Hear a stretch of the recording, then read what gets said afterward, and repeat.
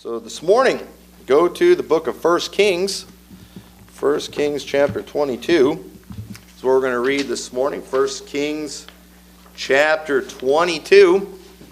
Now we're going to read several verses here. We're going to look at a neat story in the Bible. I enjoy this story, and maybe you'll learn about some characters you're not familiar with this morning.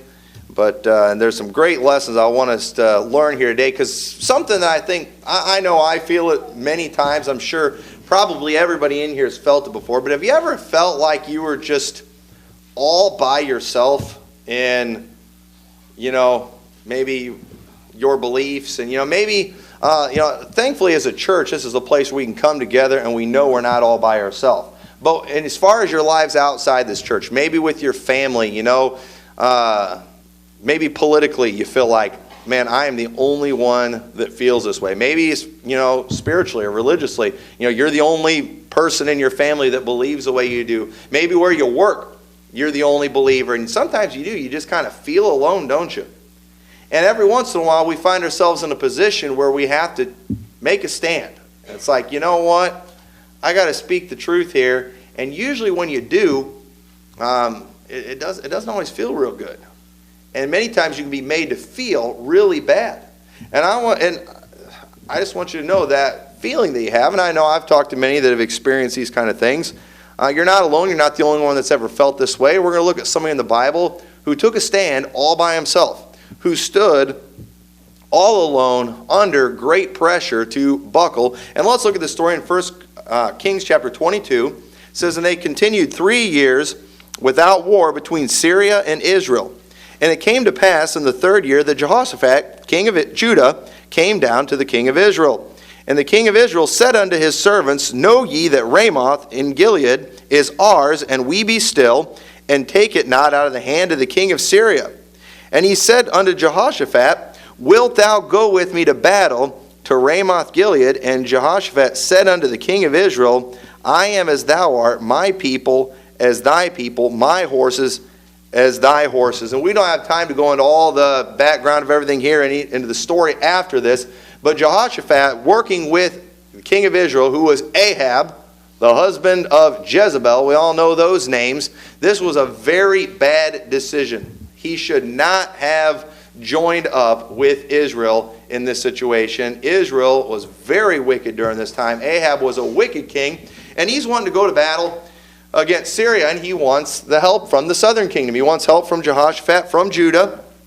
And so Jehoshaphat said to the king of Israel, Inquire, I pray thee, at the word of the Lord today. Jehoshaphat was considered a good king, even though this was a huge mistake that he made, one that cost dearly. And if you study the several years after Jehoshaphat's reign, there were some horrible things that happened in the kingdom.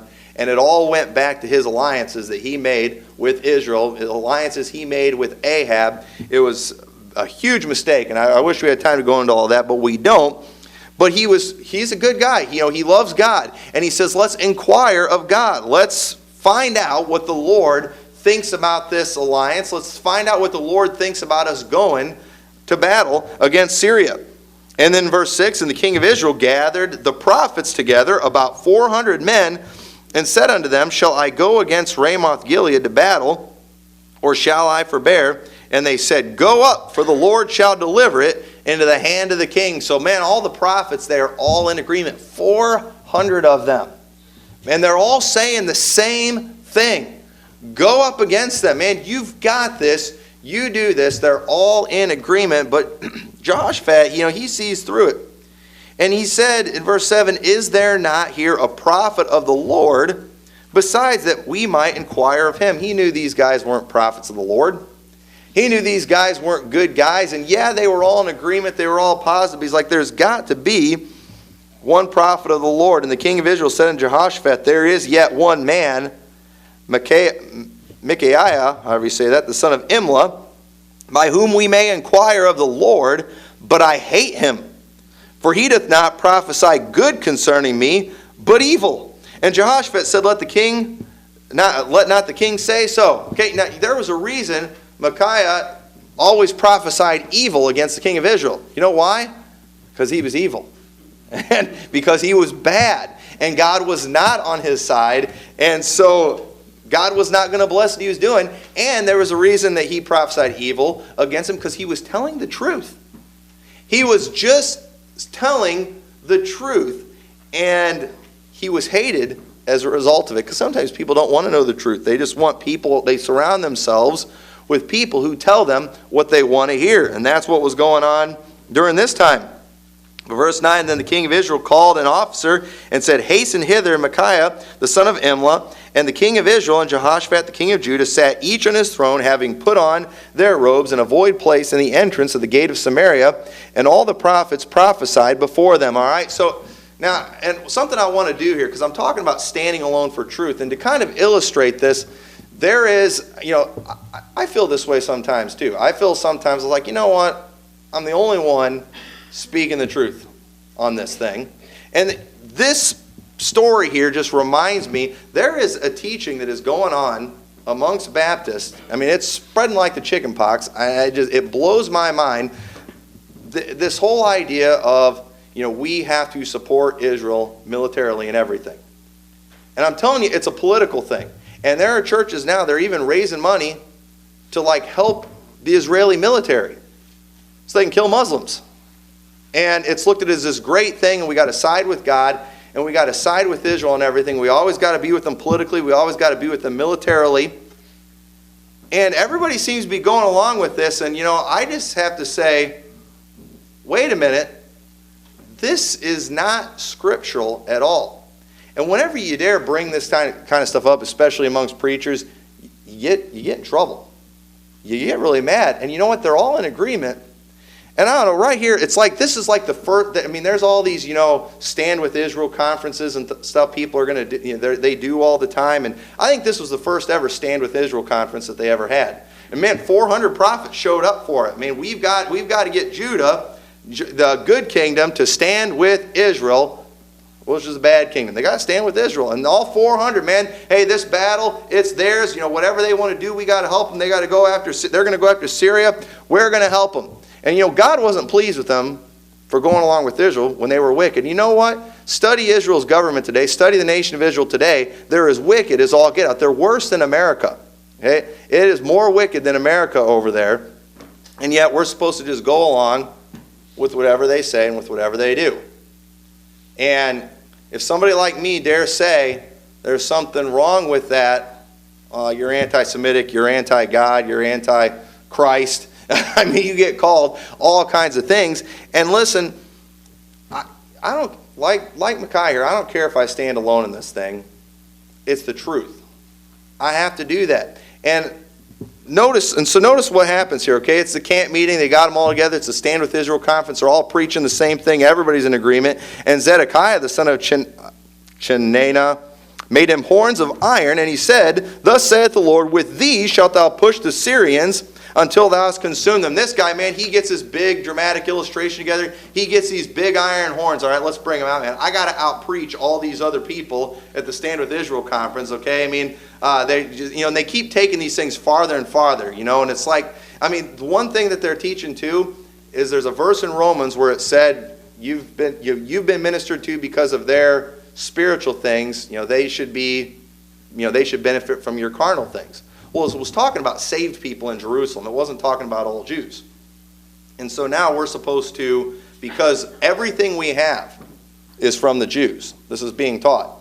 We have the Bible because of the Jews. We have the Messiah because of the Jews. Everything we have is because of the Jews. So therefore, we should help the Jews that are over there in Israel today. Well, here's the problem with that, okay? They reject the Bible today. They hate Jesus Christ today. And if that's true, if we're going to go off that same principle, that same concept, if we're going to give them the credit for the Messiah and we're going to do good to them, then you know who I've decided, based on that, you know who we all should be supporting for president right now? Bernie Sanders, the socialist. He's Jewish. So therefore, he deserves it. We wouldn't have the Bible if it weren't for Bernie Sanders. We wouldn't have the Messiah if it weren't for Bernie Sanders. So let's all donate money to his campaign. That's ridiculous, isn't it? In fact, I'm going to take it a step further. How about, because the truth is, the Messiah actually came not from Jewish men, but from the seed of a woman, didn't he? He was born of a virgin, right? He came from the seed of a woman. So maybe instead of supporting Bernie Sanders, we should support Hillary Clinton. Because we owe women today, because a woman gave us the Messiah, therefore we need to give a woman the presidency, right? So let's all vote for Hillary Clinton. Or, well, we can't do that because, you know what, Mary, she was a Jewish woman. So let's do it, let's support a Jewish woman, all right? And some well-known Jewish women that are in Congress, you might not know some of these people, but if you do, this is going to make the hair on the back of your neck stand up. Let's all support Dianne Feinstein. All right, now if you enjoy your guns, you don't want to vote for her, okay? She's big. Or Barbara Boxer, well known, Jewish. We owe them. We wouldn't have the Messiah if it weren't for Dianne Feinstein and women like Barbara Boxer, Jewish women. Or I don't know if you ever noticed this, in our U.S. Supreme Court, there are 6 Catholics and 3 Jews. Now, doesn't that represent the makeup of America real well? We're all either Jews or Catholics. But yet, Democrats, every time they nominate or appoint someone to the Supreme Court, they always pick Democrats, with one exception. Obama put Sonia Sotomayor there because they needed Hispanic. Because the most important thing, it's not the religions, it's the colors and the genders. We got to have diversity. And so they needed a Hispanic in there, picked Sonia Sotomayor. She was a Catholic, but Republicans always pick the Catholics, and Democrats pick the Jews. And so Ruth Bader Ginsburg, we should all support her. And if you know her, wow. But she's a Jewish woman. Now, you see how ridiculous what I'm just saying is, but you know how many people would get furious if they heard what I just said about that? But it's the truth, okay? And it's ridiculous, this stuff's going on. And people are saying, we got to stand with Jews on everything because they gave us a Messiah. No, okay, not the ones today. And if that's true too, if we're going to use that same logic, then we need to start paying descendants of slaves reparations like they're wanting. Because your ancestors used them for slaves. You owe them money. Wait a minute, I've never had a slave. I've never been for slavery. I mean, do you really think I owe people money that were never my slaves? Okay, but that same reasoning, they're using that. And boy, you dare say something about that. What happens to Micaiah here is exactly what happens to you. And I'm just using that to illustrate this because this whole thing that's going on is basically a Stand With Israel conference that's going on, trying to get Judah to join up with Israel. And so they're all prophesying. Zedekiah, he goes and he does this big dramatic illustration. I mean, he makes the biggest impression, and whoever takes the strongest stand for Israel, they're usually the most well-known, influential, and probably one of the most well-known, influential ones today, guys like John Hagee, that believes they don't even need to get saved because Jesus didn't come as their Messiah then. He came for the Gentiles, and when he comes back in the future, then he's coming for the Jews, and they're all going to be saved. And that's just crazy. But he's kind of the guru on that because he takes it the farthest, and it's just ridiculous. But notice, after they have their conference, okay, they got all the preachers together, all the big names there. They got politicians. They had Mike Huckabee there. They had they had Ted Cruz. They're all there. Stand with Israel. Stand with Israel. They're all saying the same thing. And then look at what happens in verse 13. And the messenger that was gone to call Micaiah spake unto him, saying, Behold now the words of the prophets. Listen to what everybody else is saying. Declare good unto the king with one mouth. Let thy word, I pray thee, be like the word of one of them, and speak that which is good. Boy, this reminds me a lot of what they do in Congress whenever they're trying to get a certain bill passed. Congress invites all these people to come and say, they'll get, if it's a medical thing, they'll get doctors to come say exactly what they want them to say. They know what these people are going to say before they even have them come. And they will get them, they pretty much tell them, testify this to Congress. And people testify, that proves it. Everybody says this. all the scientists believe in global warming. Well, yeah, all the ones that you will allow to speak, but those ones that don't, you won't let them say anything. Back when they were making the big deal about vaccinations, making them mandatory, enforcing them on everybody, they went and invited a bunch of doctors and that were all very vocally pro-vaccination for everybody. They had people that had blogs that were real popular, encouraging everyone to get vaccinations. They knew what those people were going to say. And then somebody brought up this one doctor who did a study, proving something different, and they was like, well, you know what, he had his license taken away, he's been discredited. Well, who took it away? The people who didn't like the fact that he said something different than everybody else. And they tell us everyone agrees, but they only let certain people speak. And that's what they did here. They tried to do with Micaiah. The only reason they were letting him talk is Jehoshaphat demanded it. And so they went and they told him, listen, you hear what everyone's saying. 400. They all said the same thing. You go say the same thing. They told him what to say. And that's just the way it is too. And if you're going to speak at a lot of these big meetings, things, you got to say what they want you to say. You step out of line, you're in trouble. And then verse 15, so he came to verse 14, and Micaiah said, as the Lord liveth, what the Lord saith unto me, that will I speak. And what a great statement that is. That's exactly what he should have done. But one of the things, in your own life, you're going to find yourself, if you believe the Bible, okay, and the way the world's going, you're going to find yourself many times in positions where you have to take a stand that's just very unpopular. That's just not whatever. It's not what everybody's doing. It's not what the masses are doing. And you got to just resist that pressure to go with the flow. Everyone wants to be popular. Okay? I mean, does anybody in here like being disliked? It depends who it is. I guess, there's certain people I don't want them to like me. But, we like being liked, don't we? We want to be popular. We want people to like us. We want to feel like our opinions matter, don't we? We want to and the thing is too, if you believe the Bible these days, you're looked at as this wacko, right-wing nut job that shouldn't even be allowed in this country. And people, they want to feel like their opinions matter. And everybody wants to have a horse in the race.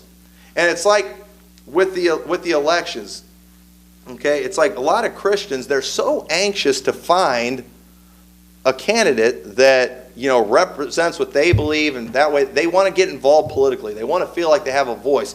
But and right now, most the Baptists are going towards, guys like Mike Huckabee and Ted Cruz, okay? But I'm going to just admit right now, I've got a huge problem with Mike Huckabee and Ted Cruz. And you know what it is?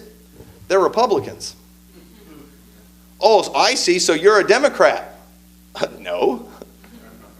But they're both bad, okay? They both are terrible. They're both so corrupt, and I don't know, as much as, they say a lot of stuff I like, but I just worry about someone that's accepted into an organization that is just so corrupt. Oh, yeah, but they're outsiders. Well, they're not outsiders enough that they've kicked them out.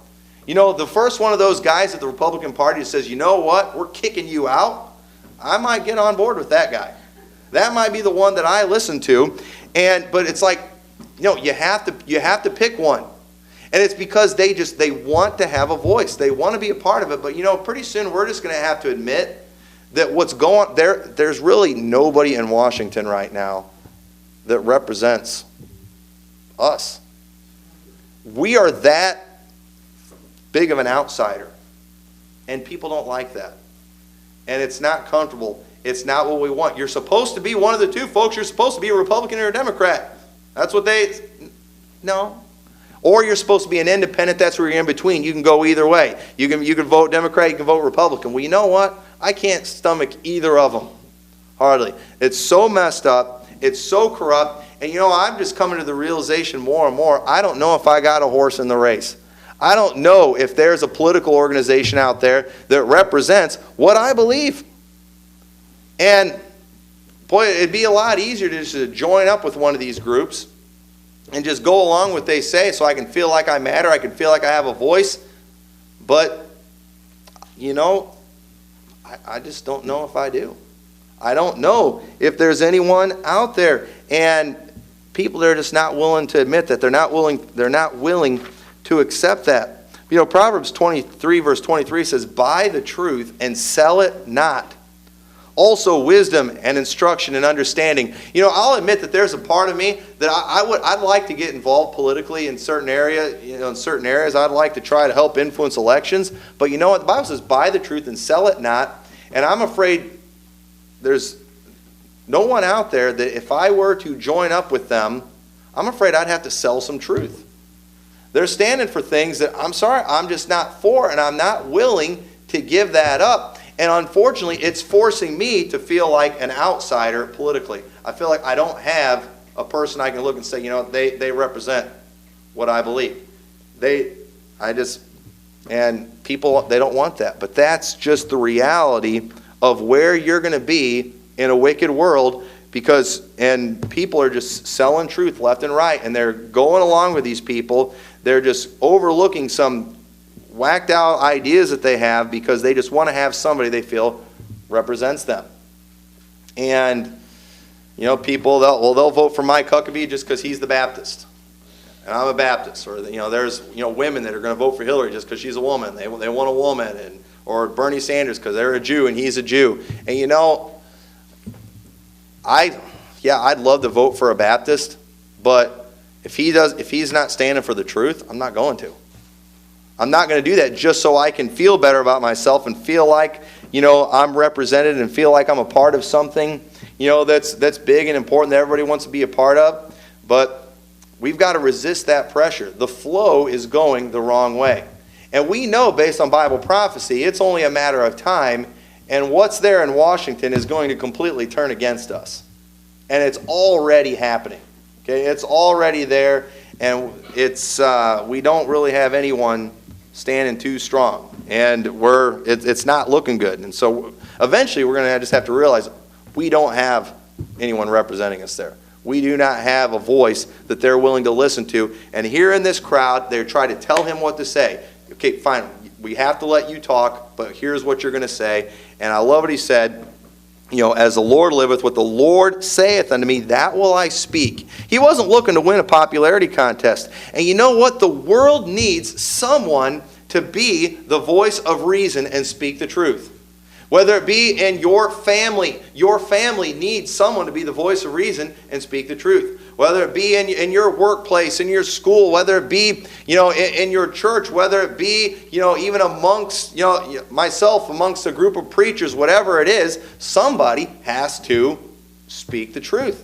The pressure is always going to be there to just go along. There's always going to be people there telling you, you know, say this, don't say that. But the world needs someone, your family, our community, we need someone to be the voice of reason and speak the truth. And that's what he said he was going to do.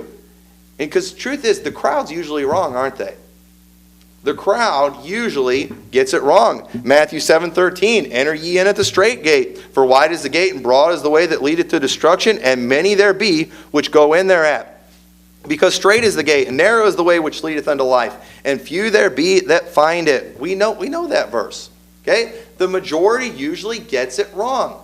But yet, what is constantly being shoved down our throats? A majority believe this. A majority of Americans think it's okay for men to marry men and women to marry women. A majority of scientists believe in global warming. You know, a majority of Americans think this person is going to be the best president.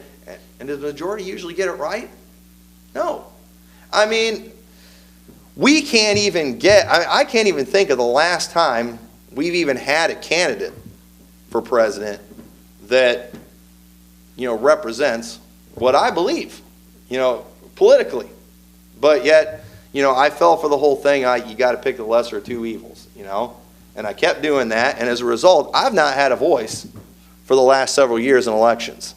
Because the Republicans have learned that the conservative Christians, they will usually go ahead and vote for the Republican just so they don't get stuck with the Democrat. And as a result, look at who we've had to vote for the last couple of cycles. You know, we've got to stop falling for this. And I'm just going to be the voice of reason and say, you know what?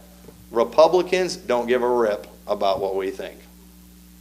They got guys that know how to act like they do. But you know what? go ahead, elect these guys into the office and just watch how fast they change. They just do what the last person did. It's that way every time. I'm not telling you can't vote or anything. I mean, go ahead, but don't expect them to fix your problems, okay? And maybe expect them to make it a little worse. Maybe if you get the right one, the problems will escalate slower. And I think that's the best that we can do with these people until we have a real revival. But the crowd's usually wrong. Many people think that unity is the most important thing, but truth is the most important thing. Exodus chapter 23, verse 1 says, "Thou shalt not raise a false report. Put not thine hand with the wicked to be an unrighteous witness. Thou shalt not follow a multitude to do evil, neither shalt thou speak in a cause to decline after many to wrest judgment." This whole passage here where it says not following a multitude to do evil, it was talking about, sometimes the wicked, they will try to maybe go after somebody. And there's a lot of verses in the Bible that talk about, there's the oppression of the weak and the oppression of the poor, and it's real easy to just want to just kind of go along and buckle to the pressure. But here it says, do not follow a multitude to do evil. When it comes to making a judgment, we ought to be fair across the board. Okay? If you're on a jury, and there's somebody that you believe is innocent, and all the other jurors think they're guilty, if you believe they're innocent, you ought to stand for them. Well, I don't want to hang the jury. If you really believe they're innocent, you ought to do the right thing, hang the jury, and maybe the next one will get it right. But we sell the truth all the time. We follow the multitude. Well, most people are doing it, must be right. You know how many times people have used that argument with me when it comes to certain doctrinal things? Well, this is what most people believe. Most people usually get it wrong. What does the Bible not say something completely different right here? So that's what we have to preach. Okay? That's what we have to believe, and we've got to be willing to take the abuse sometimes. You got to stand strong and rest in the Lord. Go to Psalm chapter 37 real quick. Psalm chapter 37 before we read the rest of this passage. It's a good passage of scripture here I want to read to you. It says, "Fret not thyself because of evildoers, neither be thou envious against the workers of iniquity." Evildoers, they seem to prosper. They seem to get their way. It seems that way for a while. But it says, "For they shall soon be cut down like the grass, and wither as the green herb. Trust in the Lord and do good, so shalt thou dwell in the land, and verily thou shalt be fed. Delight thyself also in the Lord, and he shall give thee the desires of thine heart. Commit thy way unto the Lord, trust also in him, and he shall bring it to pass, and he shall bring forth thy righteousness as the light, and thy judgment as the noonday." One of these days, if you're standing for truth, one of these days the Lord is going to reveal it to everyone that you were the one telling the truth. Your righteousness is going to shine as a light. One of these days they're all going to figure it out, and you know who they're going to look to? They're going to look to the one that was telling the truth when no one else was telling the truth. And you might think right now this is just going to make me unpopular, this is just going to make people not like me, but one of these days they're going to know the truth. And it's going to be revealed, and you're going to be the first one that they come to. You're going to be the first one that they talk to. But it's not going to feel that way. When you're at that family reunion, and you're the only one that believes the way you do and thinks the way you do, and you're being laughed at and you're being ridiculed, it's not going to feel good. But you know what you're going to have to do? Verse 7, "Rest in the Lord and wait patiently for him. Fret not thyself because of him who prospereth in his way." Okay? The people that are going along with the rest of the world, they're going to be a lot more popular than you. People are going to want to listen to them over you. "Because of the man who bringeth wicked devices to pass." You're going to want to get angry, but cease from anger. "Forsake wrath. Fret not thyself in any wise to do evil." Hang on to that truth. Don't ever let it go. Be willing to take that abuse. And note, go back to 1 Kings chapter 22. After he says that, what the Lord tells me, that's what I'm going to say. And in verse 15, "And so he came to the king, and the king said unto him, Micaiah, shall we go against Ramoth Gilead to battle, or shall we forbear?" And listen to what he says here. "And he said, Go and prosper, for the Lord shall deliver it into the hand of the king." And we can't see how he said this here. But notice he just said exactly what the guy told him to say.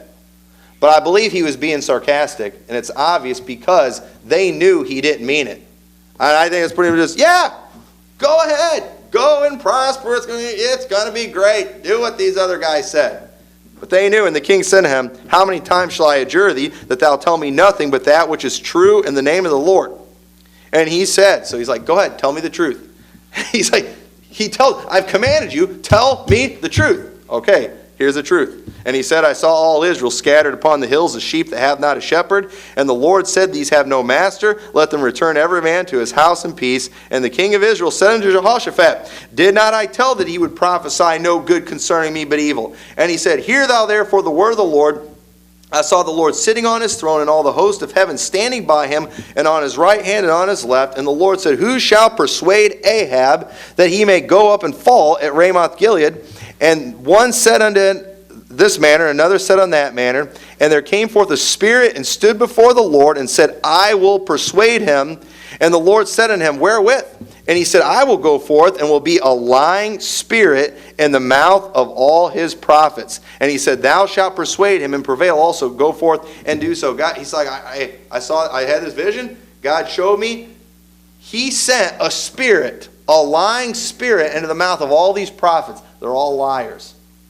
And God wanted them to tell you this because God wants you, Ahab, to go fight against Syria. He wants you to fight him so you can go there and die.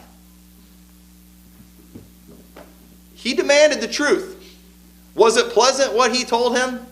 And don't people demand truth from us? Don't they expect us to be truthful? Don't they expect us, sometimes it's like they expect Christian people to be perfect. We get held to a higher standard, don't we? And boy, doesn't the news media make a huge deal whenever a Christian person gets busted for lying and being a phony? But then, so it's like they're demanding us to be truthful, but then when we tell the truth, they get mad at us. And look at what happens after he tells them this in verse 23, or 24. But Zedekiah, the son of Chenaanah, went near and smote Micaiah on the cheek and said, which way went the Spirit of the Lord for me to speak unto thee? And Micaiah said, behold, thou shalt see in that day when thou shalt go into an inner chamber to hide thyself. You're going to be hiding in a closet like a little girl. You're going to see it. You're going to know. That's basically what he said right there. That's in the NIV right there. But he went, and that other prophet comes and he smacks him in the face. The king stands there and watches it. And we're not going to take time to read the rest of the story, but you know what they did? They went and they threw him in prison. Tell me the truth. Okay. Told the truth. Get smacked in the face, mocked, thrown into prison. And you know what? We're expected to tell the truth. We're expected to preach the truth. We're expected to stand for the truth. But when you do, you're going to get in trouble sometimes. You're going to make people mad at you. You got to be willing to suffer loss. You might lose a friend. You might lose some acquaintances or whatever. People might not want to be around you anymore, and that never feels good, does it? Well, it never feels good. I mean, can you imagine when Micaiah says, I got commanded to go there. Okay, I've been commanded to go. I was commanded to tell the truth. I told the truth, now I'm in prison. And and even sometimes as a pastor, the pastors feel that way. It's like, I think you all expect me to preach the truth, don't you? You expect me to preach the Word of God. Yet pastors all the time get in trouble with their people because they get up and preach the truth and make people mad at them. Well, that's not fair, okay? I mean, y'all don't want me lying to you. And you all don't do this to me, and I appreciate that very much. But man, it happens all the time. And I know what I'm preaching today is not popular stuff. But I'm just trying to illustrate that sometimes you are going to find yourself in that position where it's like you're going to feel like I'm the only person in the world that feels this way. I'm the only one that thinks that. But listen, that's exactly what the world needs.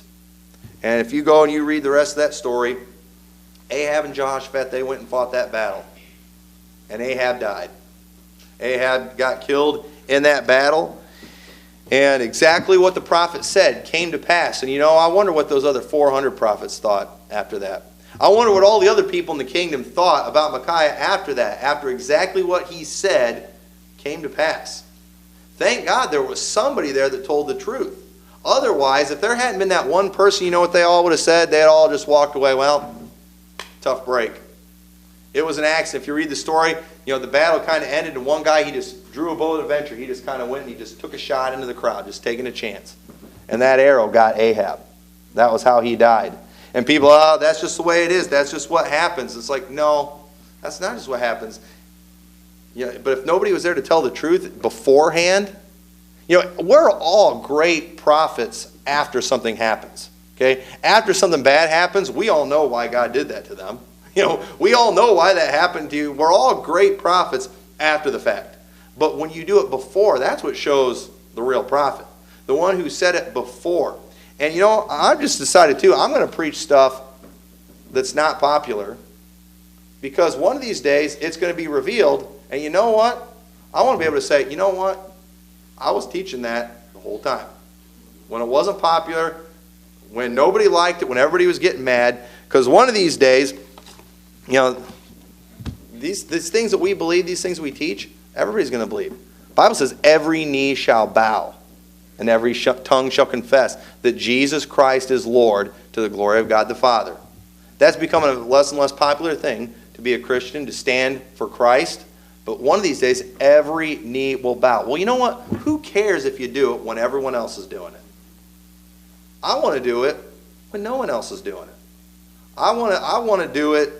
That's when God's going to be pleased. That's when that's when you can prove that you have faith. When you do it when no one else is doing it, and the pressure is going to be on. The masses, the majorities are going to be against you. They're going to make you feel alone. They're going to make you feel like you're some off-the-wall nut job. But you know what? Just keep standing for the truth. And if you're by yourself, you know what? Just rest in the Lord.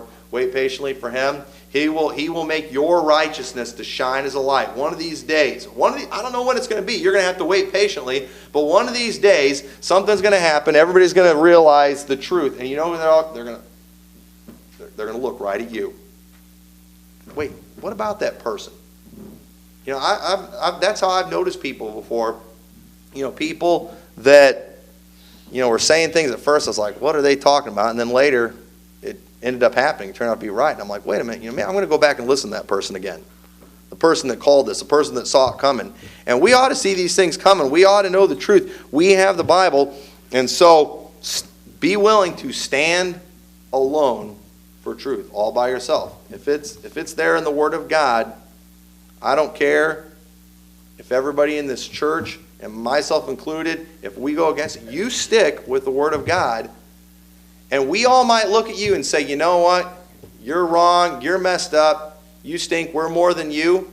You out. Hey, if you're right, one of these days, we're all going to be looking back and it's like, hey, thank you for taking that stand when you did.